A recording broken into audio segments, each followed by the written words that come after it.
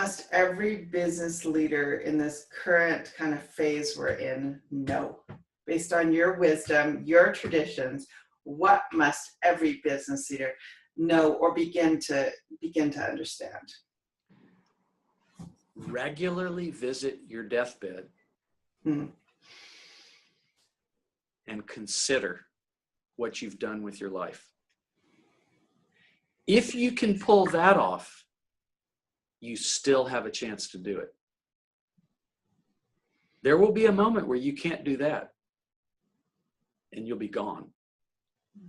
And you will have left your legacy. And your legacy of who you are and what you did with your life, what we do with our lives, it's really the only one that matters. It's a nice bonus to leave behind some wonderful tools like money or education or guidance for the people that follow us.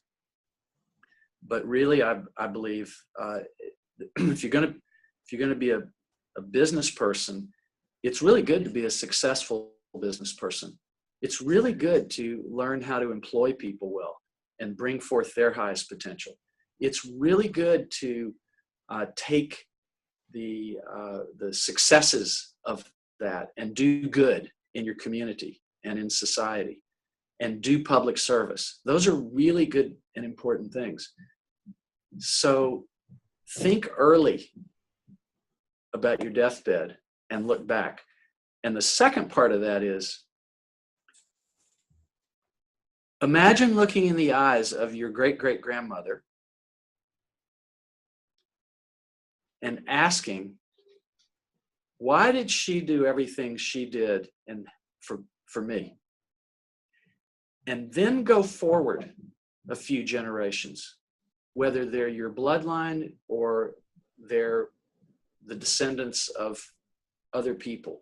But they're the people who have the chance to look at their deathbed and also look back at what we did. And I would say right now we're at a time of very high risk spiritually. If we don't examine pretty closely the choices that we're making about what to do with our time, what to do with our power, what to do with our purpose, and I think these are the only things that matter. The rest is a kind of a fun game. Can I accomplish? Can I master a system? Can I solve a problem? Those are all really great, but you need to know a little bit about why and what that really means to the future.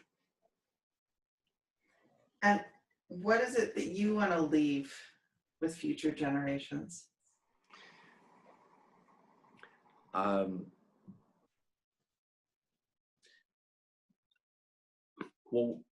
The simple answer is I want to leave love.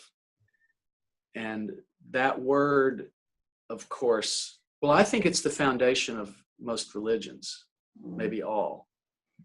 I think it's foundational to what motivates us.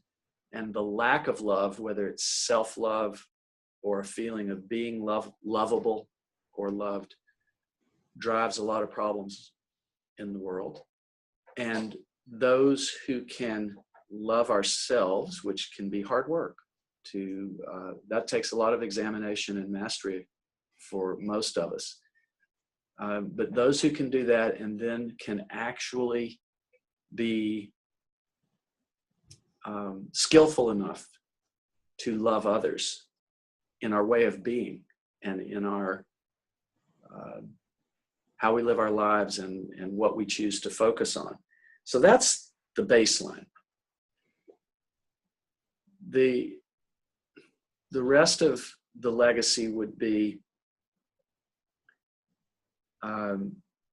I feel the most wonderful thing that happened in my life, which took a long time, was to figure out a meaning and purpose.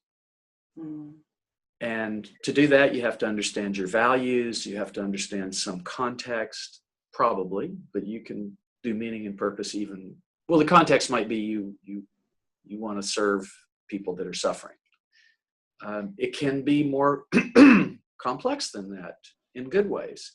I want to help be sure that what was 2.5 billion people when I was born and is about to be 7.5 billion people and could be 10 billion while our kids are running around, that there's a safe,